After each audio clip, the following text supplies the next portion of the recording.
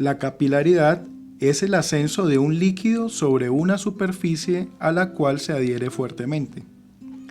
Este fenómeno puede evidenciarse mediante dos láminas de vidrio separadas por una aguja, tal como se muestra en las siguientes imágenes.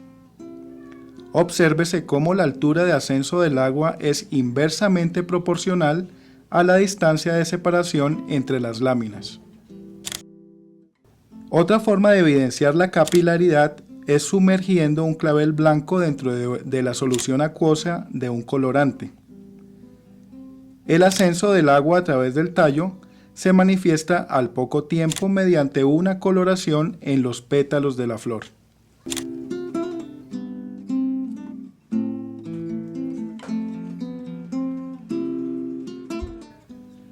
La capilaridad es la fuerza que eleva el agua desde los niveles freáticos hasta la raíz de las plantas y desde allí hasta las hojas más altas de la misma. Si no fuese por la capilaridad, toda el agua lluvia se filtraría en el suelo hasta alcanzar un estrato impermeable en donde formaría un embalse subterráneo, dejando seco el suelo subyacente.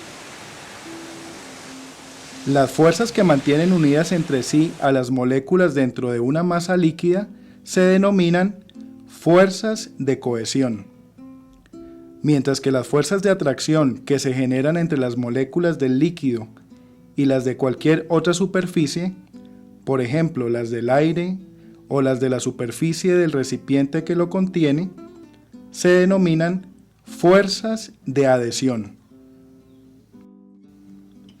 En el caso específico del agua contenida dentro de un recipiente de vidrio, el agua se adhiere a la superficie del recipiente con una fuerza mucho mayor que la fuerza con que se cohesionan las moléculas de agua en el interior de la masa líquida. La fuerza resultante tiende a extender moléculas de agua sobre la superficie del vidrio y como resultado de ello, la superficie líquida o interfase agua-aire se pliega hacia el vidrio formando una superficie cóncava. A diferencia de lo anterior, las fuerzas de adhesión entre el vidrio y el mercurio son muy pequeñas en comparación con las fuerzas de cohesión existentes entre los átomos de mercurio al interior de la masa líquida. Esto hace que la superficie o interfase mercurio-aire se pliegue hacia el mercurio formando una curvatura circular e inversa a la observada con el agua.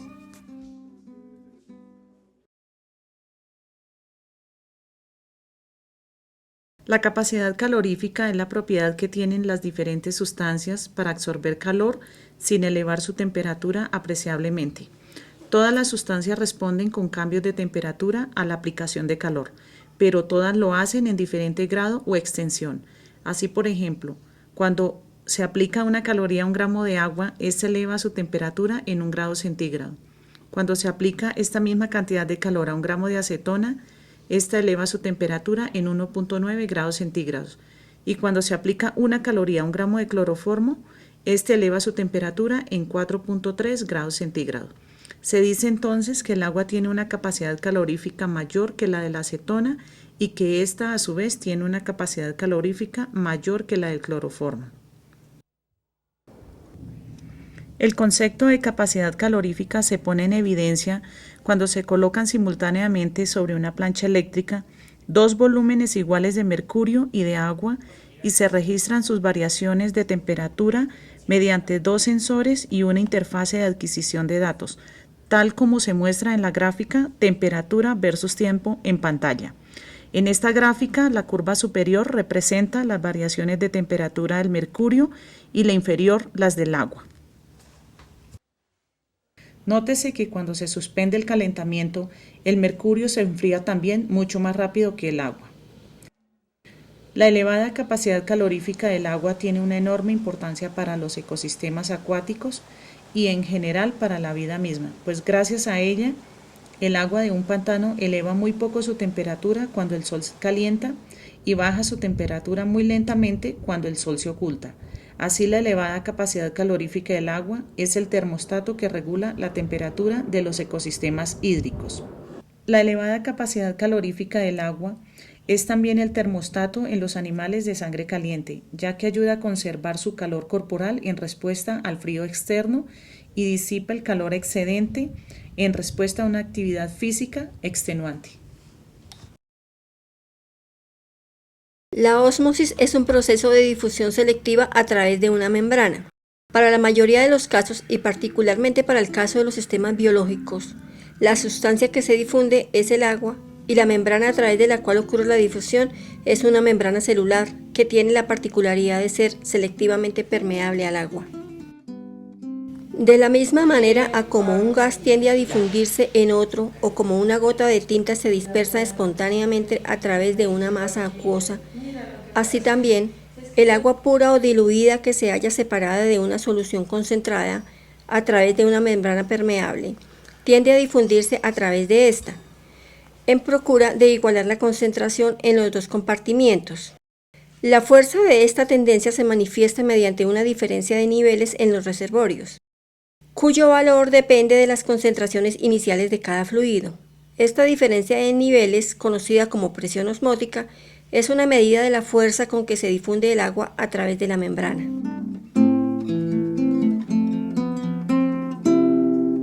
Así, por ejemplo, las verduras en el supermercado lucen más frescas cuando se rocían con agua, porque el agua, más diluida en sales que el protoplasma, se difunde a través de las membranas celulares, haciendo lucir los vegetales frescos y tiernos.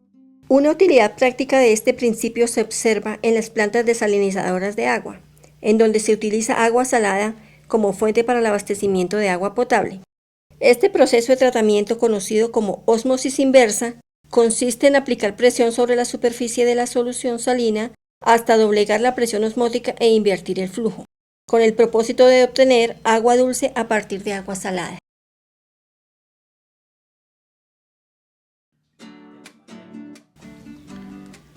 Se llama constante dieléctrica a la relación entre la fuerza de atracción de dos cargas opuestas en el vacío y la fuerza de atracción de estas mismas cargas a través de un medio o material diferente.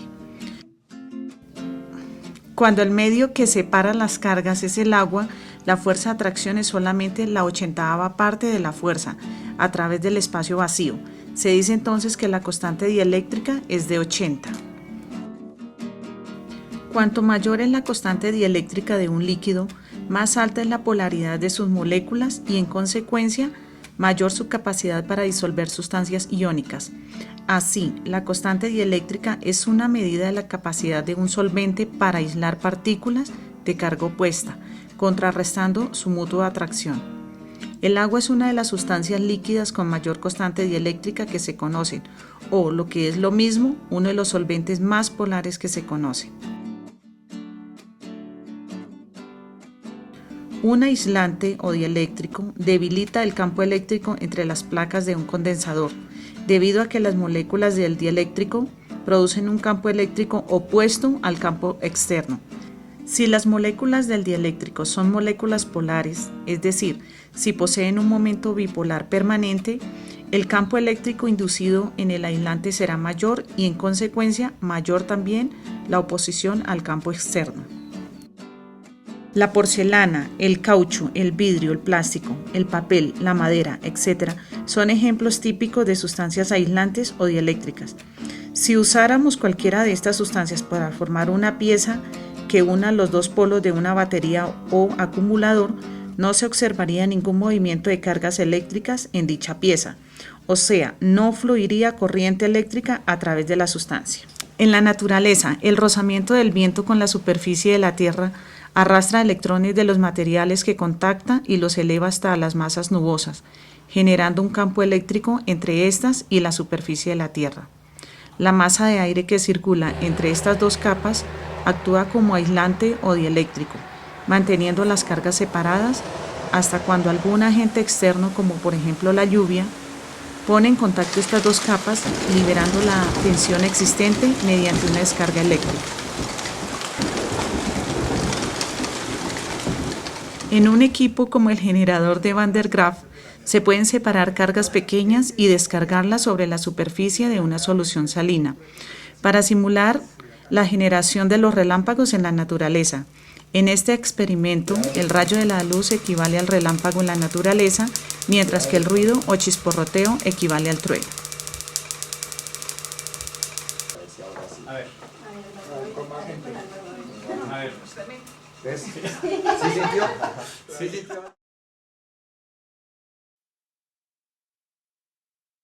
La tensión superficial se define como una medida de la tensión de las membranas que constituyen las superficies líquidas y que tiene su origen en una descompensación de fuerzas intermoleculares.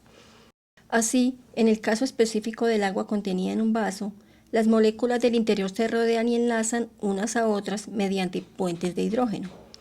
A diferencia de las moléculas ubicadas justo sobre la superficie del líquido, en donde las vecinas laterales e inferiores son moléculas de agua, pero cuyas vecinas superiores son moléculas de aire. Dicha descompensación de fuerzas puede tener una fuerza resultante hacia arriba o hacia abajo. La tensión superficial en el agua puede evidenciarse esparciendo polvo de pimienta sobre su superficie y tocando luego dicha superficie con un palillo que previamente ha sido humedecido en una solución jabonosa. El rompimiento de la membrana de agua se produce porque el detergente, un tensoactivo, reduce la tensión superficial del agua y como consecuencia, esa se desgarra de manera semejante a como lo hace un plástico extendido cuando se pincha con una aguja.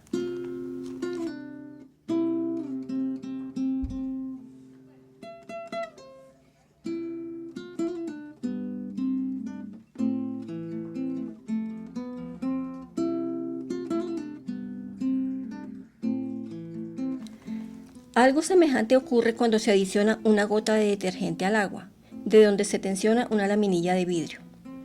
El detergente reduce la tensión superficial del agua y como consecuencia se disminuye también la fuerza con que las moléculas de agua se adhieren al vidrio.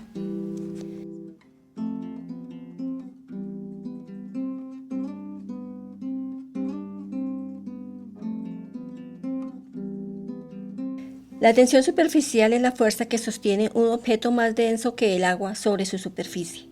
Esta tensión se pone de manifiesto no solamente en la interfase aire-agua, sino en general en dos superficies fluidas diferentes.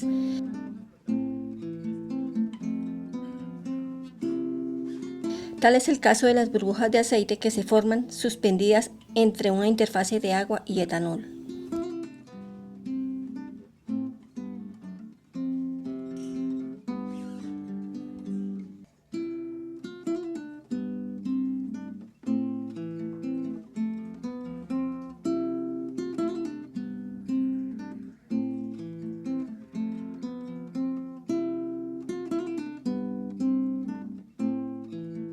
El rompimiento de la tensión superficial del agua, ocasionada por los detergentes, forma una capa de espuma sobre la superficie del agua que impide su oxigenación.